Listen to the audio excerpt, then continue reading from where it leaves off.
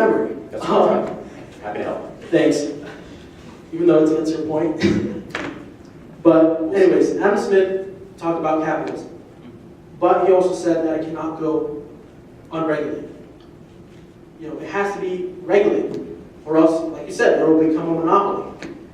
It will destroy the competition. For example, my company, what we do is we do advertising for small businesses. And we make a good amount of money off of it. But, you know, we're to the point where we have so many clients that other businesses can't compete. But also, if they actually truly wanted to surpass us, they don't have to look that far. They just have to look for something that will please their clients.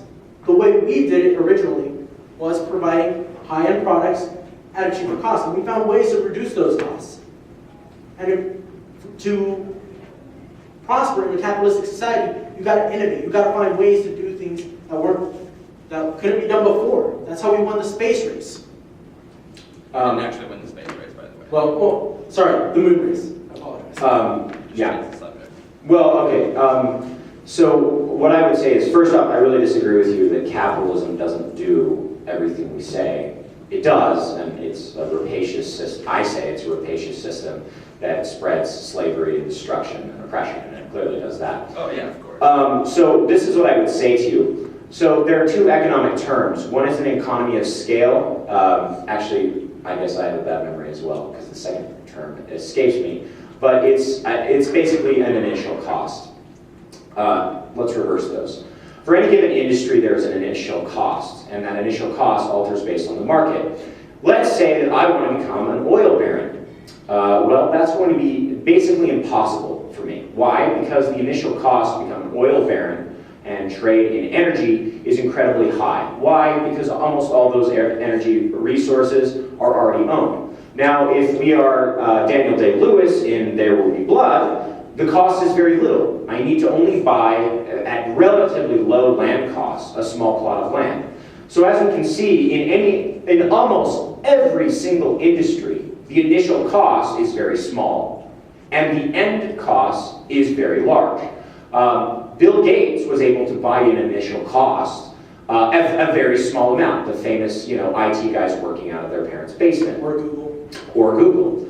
But now, to compete with Apple and Google and Microsoft, the initial cost is immense. The best that you can hope for, which is what companies are doing, is to change the nature of the market and create an entirely new market. A good example of this is Google. Google could not compete with Microsoft and other retailer or service providers. So what did they do? They created a new market, which was an integrated information system, Android. So either you are left with creating new markets, which then will become clogged, as Android is now clogging its own market, becoming a monopoly. So we're endlessly creating more and more monopolies that endlessly dominate more and more of our lives, or we overthrow it and put an end to it. The second, so that's just the initial cost. The second is an economy of scale. Now, this is not a universal thing. There are also diseconomies of scale, but they are incredibly rare, and most of our life is by an economy of scale. The basic idea of an economy of scale is the more you have of something, the easier it is to have more of something.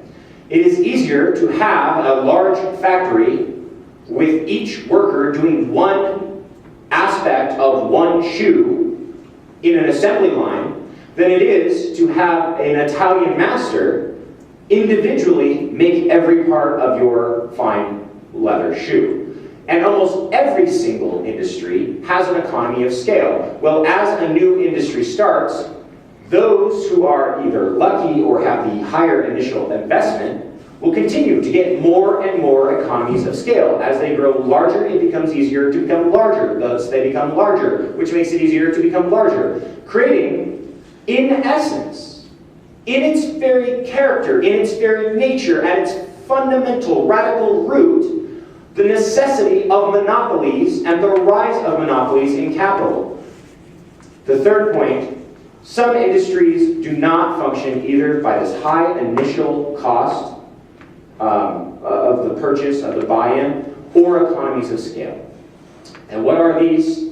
These are personal, interpersonal businesses.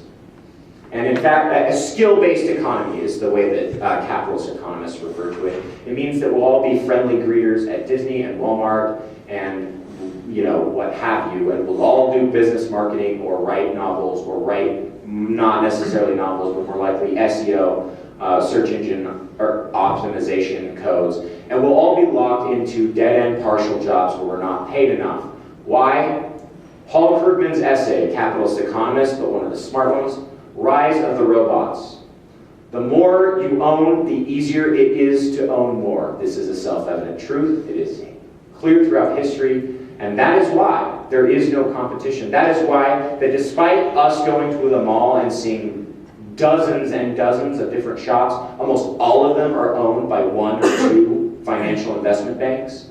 And in fact, these financial investment banks control all of our food source. We have about 3 soft drink companies. We have about 2 to 5 actual food companies. We in fact only have like maybe 5 or 6 oil companies, and they control everything through an oligopoly, which is monopolies that play nice with each other.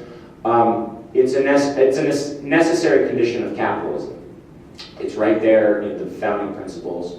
And as they get bigger, they can buy more. And sometimes what they buy more is politicians, which the politicians then let them get bigger. Same thing as an economy of scale.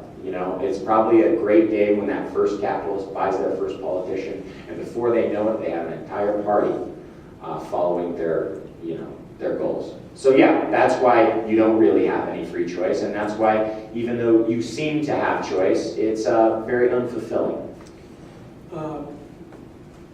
You mentioned kind of like slave labor, right? Working for the corporations. Well, my definition of slave labor is slightly different. James, can I use you as an example? Yeah. Come up here. Where do you work, man? Papa John's. And do you have health care? Do you have health insurance? No, but not from them, but because my dad's company with West. No. Just with your company. Do you have health insurance? No. Okay. Now, recently, Papa